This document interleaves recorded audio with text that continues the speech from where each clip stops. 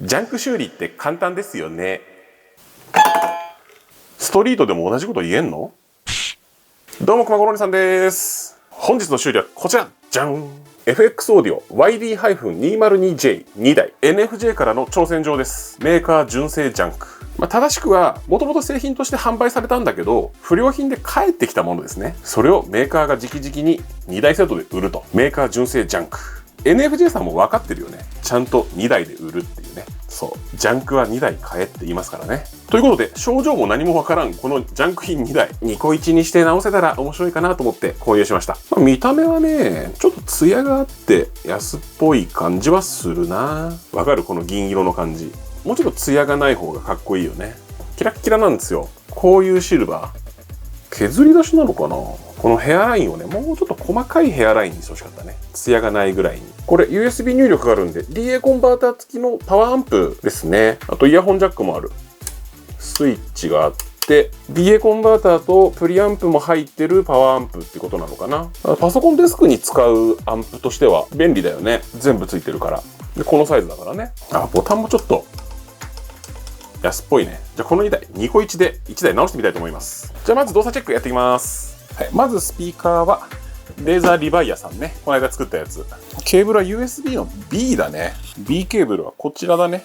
Amazon。パソコンとアンプをつなぐケーブルですね。電源はセンタープラスの 12V だね。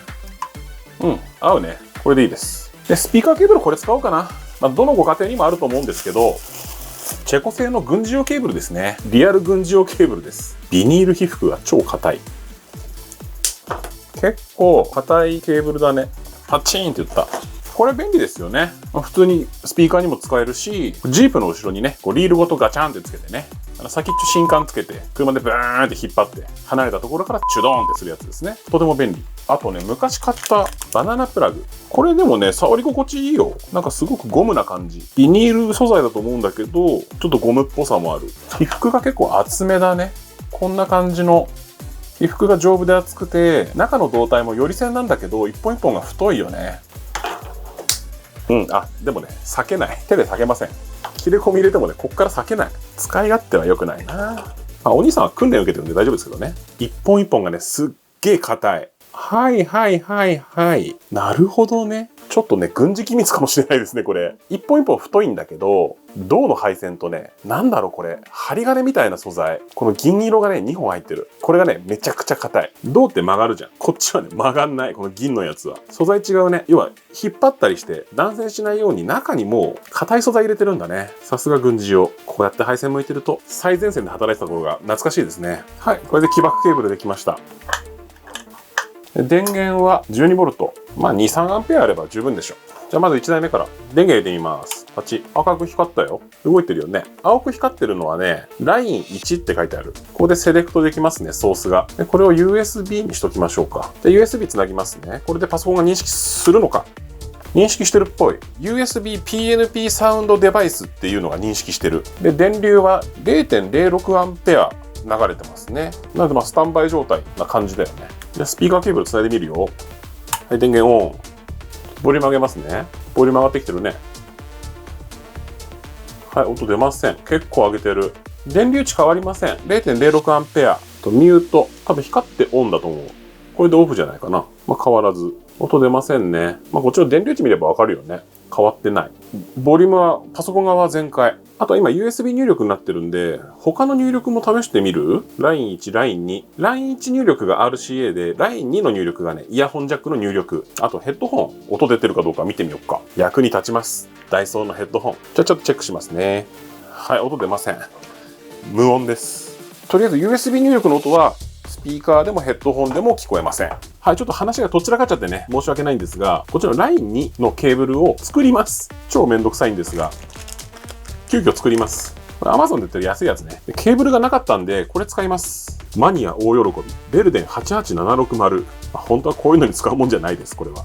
短くていいんでね、ちょっとこれぐらいもらいましょうか。ヘッドホンケーブルをね、ちょっと作りたいなと思って買ったんだけど、硬いね、これ。ニシンシールドですね。分厚いアルミ箔でシールドされてて、はい、この中に赤と黒が入ってますね。これで2進シールドですね。でシールドは二重ですね。これは使いません。こっちの3本ですね。でこっちの3本につなぎます。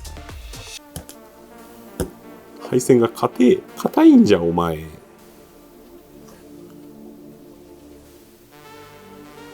まずこのアース用の配線をつないじゃいますね。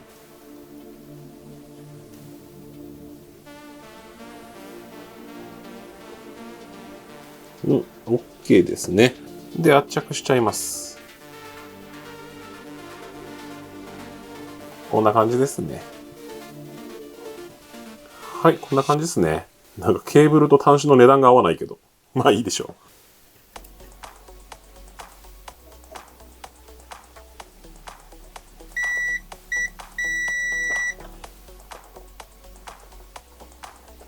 う。OK ですね。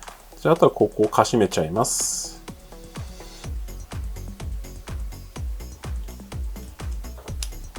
うわ、硬っ。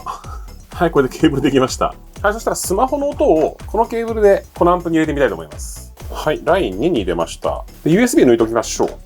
で、スイッチオン。はい、セレクトでライン2にしました。はい、再生始まりました。スマホの方の音量はマックスにしてあります。音出ないね。で、一応この検査から分かることは DA コンバーターが壊れてるわけじゃないと。DA コンバーターよりも先のアンプ回路に直接音が入ってるはずなんだけど、それでも音が出ないってことはアンプが壊れてるんだね。一応ヘッドホンも確認しとこうか。音出てません。なのでアンプが壊れてます。そしたらもう1台も検査しちゃおうか。先にこっちが1番ってことにしとこうか。1番は多分アンプが壊れてる。じゃあ2番の方。はい、スイッチオン。おっと 7.9V 2.6A 消費してるんで内部ショートしてますね、これ。もう一回やるよ。こっち見てて。今 11.99V ね。12V。いくよ。スイッチオン。ね、8V まで下がったでしょ。で、2.5A。ここ CC ってなってたと思うんだけど、電流制限がかかるってことはもうショートしてます。2番は電源回路のショート。ってことは2個1で治るんじゃない？そんな甘くないか。はい、こちら2台両方ともちゃんとジャンクでした。じゃあ分解していこう。一応番号振っときました。1番と2番。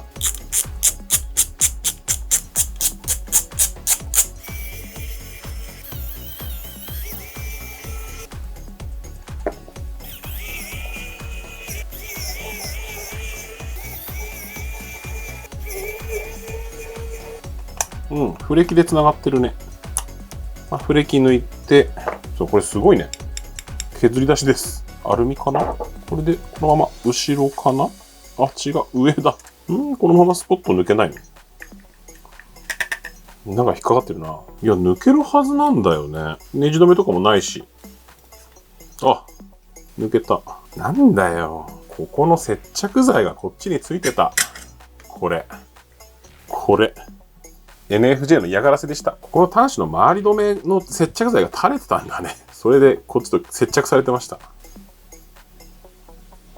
ああ、これですね。これ焦げてるね。多分この IC だと思います。これ多分アンプですね。ヤマハのデジタルアンプじゃないかな。138って書いてあるかな。そうだね。YDA138 デジタルアンプです。焼けております。ここはもう足が切れてるね。2箇所足が飛んでます。足が2本ちぎれてる。焼けたんだろうね。はい、出力端子 L チャンネル、こっちショートしてます。こっちは大丈夫だからね。この辺ですね。7番目にプラス 12V が入る線ですね。これが焼き切れてる。15が焼けてる。15もプラス 12V 入力だね。12V が来る線が焼けてるってことは、なんかとんでもないことが起きたんじゃない？ 13 番目。13番目はこれ、アースに落ちる線ですね。この14番とこの辺がショートしたんだね。14がね、スピーカーのマイナスにつながるみたい。なんだろう、単純にアンプが壊れたのかな。何かしか焼けてるもんね。ちょっと取ってみようか。多分このアンプを直すのは難しいと思う。このチップ一回外してみますね。で、低融点ハンダ使います。うわ、最悪だ。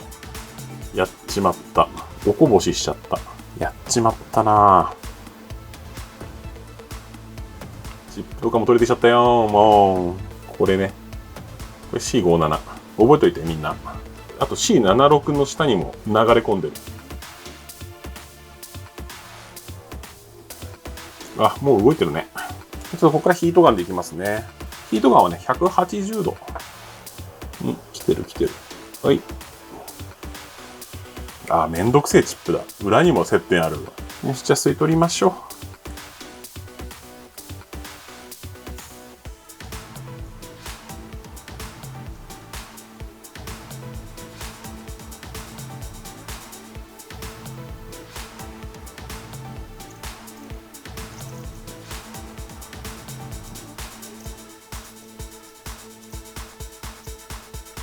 ハンダ吸い取っちゃいますね。取れた。お兄さんがおもらししたばっかりに。あと、こいつね、C47。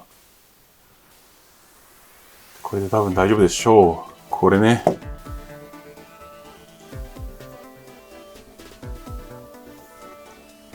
L チャンネルのデジタルアンプだけを外した状態ですね。あとは戻してありますんで。ここパターン焦げてるね。相当やらかしたんだね。ヤマハくん。パターン剥離。ちょっとこれで電源入れてみようぜ。はい、つなぎました。パソコンは認識してるかな？してますね。USB PNP サウンドデバイス認識してます。電源入れるよ。パチ。パソコンで音楽再生して、音が出るかどうか。出ないね。ダメやん。一回電源落として、ちょい待ってみよう。L チャンネルの抵抗を測ってみる。ショートは治ってるね。アンプを一回取ってみたけど、音は出ないという感じですね。もしかしたらこのアンプに入る手前で何か問題が起きちゃってるのかもしれないですね。ちょっとわかんねえな。じゃあ LINE 入力で音出るかどうか。こっちも一応チェックしときましょう。音出ないね。いろいろ調べて、オペアンプ交換とかしてみたけど、ダメだね。変化なし。アンプ回路どっか壊れてると思うんだけどな。とりあえず1番はここまで。2番行こう。はい、そしたら気を取り直して、2番の方ばらしていきましょう。こっちは電源ショートだもんね。いや、アンプ焦げてるわ。ほら。黒焦げでございます。あかんねえ。電源ショートじゃなかった。アンプがショートしてる。ヤマハのアンプが悪いのかね。それとも回路設計が悪いのかね。ちょっとテスターで調べていきます。そうね、電源ラインはショートしてないです。やっぱアンプだね。今度は R チャンネルだね。ほら、ヒートシンクまで焦げてるからね。これね。ほら、こっちまで焦げてんだよ。バチコーンいったんだろうね、ここで。また取るか。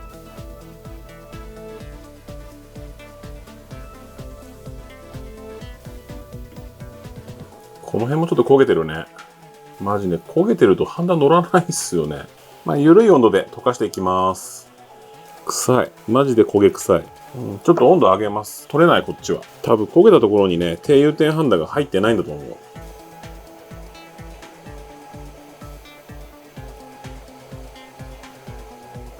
なんか基板までやられてね、こいつ。これね。ダメかな、こっちの基板は。パターンが剥がれてるよ。基板のパターンだよ、これ。こっち行くからもろ出力部分だね。アンプの出力と何かがショートしたんだろうね。この辺のパターンいろいろ焦げちゃってるわ。もうこの基板ダメですけど、一応ショート状態がどうなったのか、どう変化したのか見てみましょう。電源入れてみるよ。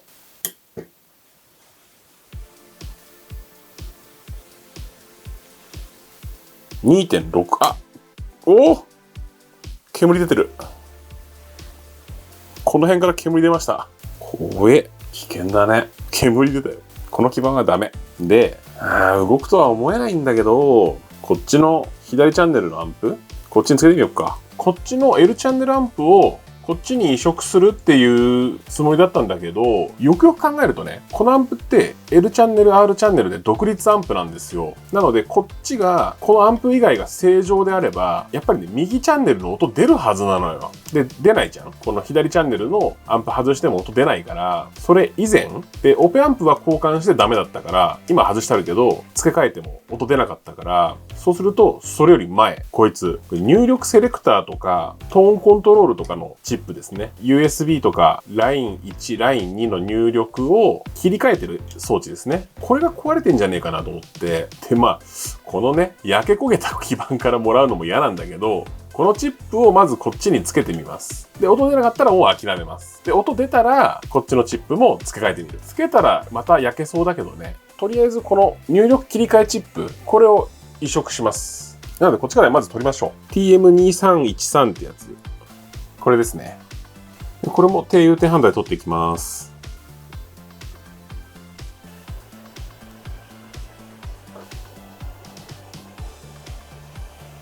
じゃあ今度こっち取ります。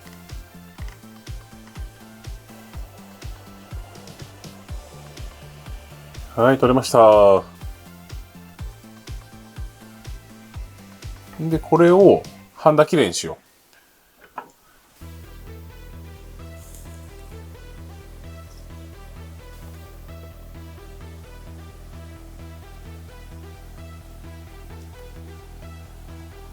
う。大丈夫だね。これでつけていきます。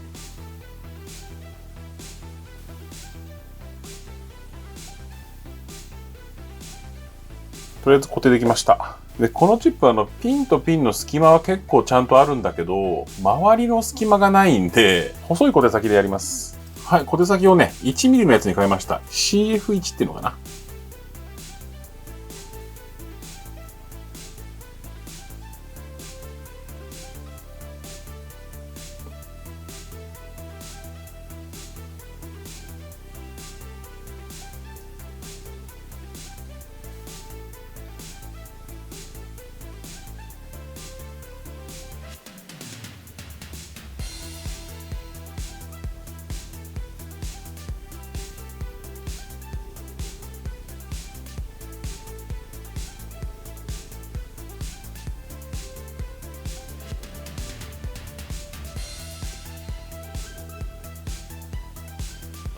あとあれだ。オペアンプ。これか。USB コントローラー。はい。はい、電源入れます。パッチ。ラインインの2番になってるね。じゃあ音入れてみるよ。ダメか。ちょっと最後に、これだけチャレンジさせて。ピンケーブルね、見つかった。今 RCA で繋いでます。1kHz の音を入れて、それがどこまで来てるかを検査したい。ただ、オシロスコープは持ってないんで、テスターで簡易的な検査になります。最後これだけやらして。多分オーディオセレクターが壊れてんじゃねえかなーっていう予想なんだけど、これで 1kHz が出ると思うんだけど、999.9Hz だけど。で、ここまで来てました。で、この次これじゃん？セレクターに入ると思うんだけど、はい、データシート持ってきました。まず VDD2 番に電気が来てるかどうか見るか。2番プラス3番マイナスだ。電圧 9V 来てますね。で、9V が正しいのかどうか。そうだね。工作電圧 9V になってるね。6から 10V で使って、基本的には 9V で使いましょうってなってるね。まずセレクターに電源は来てます、これ。じゃあ次、音の入力が来てるかどうか見ていきましょう。ここまで来てないっすね。音が来てない。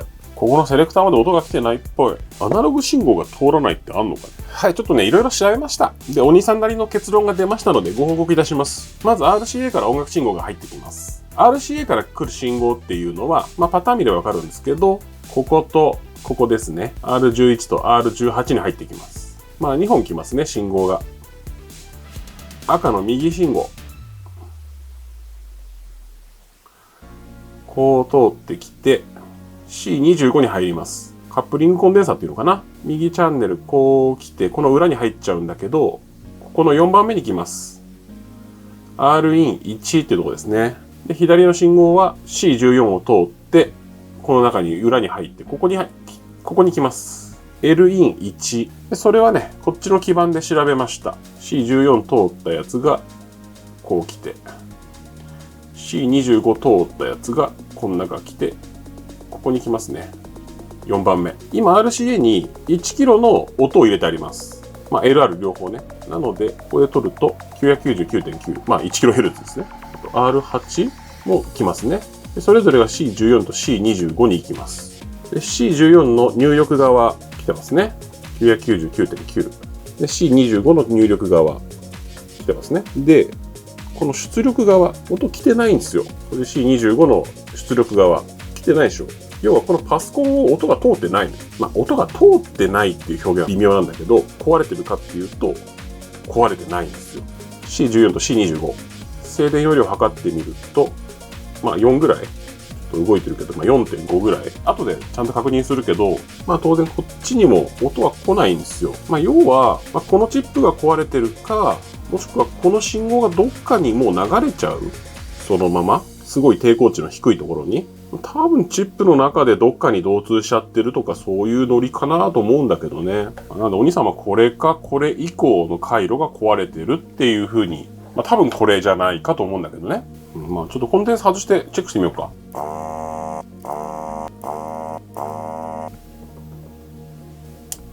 やっぱ壊れてないですね。2340ナノだからいいんだ。2.2 マイクロだ。合ってますね。一緒だね。壊れてないですよ。2.2 マイクロ。はい。ということで、コンデンサーは壊れてません。コンデンサー壊れてないけど、電気がいかない。なので、お兄さんの予想としては、ここ交換したけど、これ多分両方とも壊れてたんじゃないかな。で要は、これがなんか壊れてしまうと、他の信号を出力しちゃうわけだね。そうすると、アンプを壊れると。そういうことだと思います。この基板ちょっとここ焦げてますけど、これとアンプを付け替えれば治るんじゃないかなと思うんだけどね。ニコイチで直すということはできませんでした。残念。いや、今回はね、ニコイチ修理だったんだけど、ちょっと難しいですね。気が向いたら修理する感じかな。これね、お兄さんが所属してるグループのドリンクです。ホットブリューっていうのかな。マカダミアモカラテ、ファミマで買ったんだけど、超高かった。いただきます。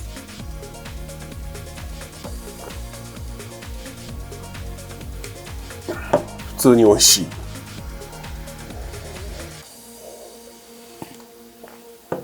へえ、普通に美味しいわ。異常に高いけど。今回はお兄さんの負けだよ。ただね、こういうね、回路図とか、回路図ね、書いた人が T 福島さん。ちょっと存じ上げませんが、ありがとうございます。参考になりました。回路図見ながら、なんかこういうね、データシート見ながら修理するっていうのもなかなか面白いのかなと思います。ということで、熊五郎お兄さんの DIY では、普段ジャンク品の修理やってます。こんな動画ですが、また見たいなという方はチャンネル登録、面白かったらグッドボタンお願いします。ちょっと悔しいわな。こんな時はチョコバナナクレープかな。結構しっかりクレープだよ、これ。いただきます。美味しいです。ナッツも入ってるね。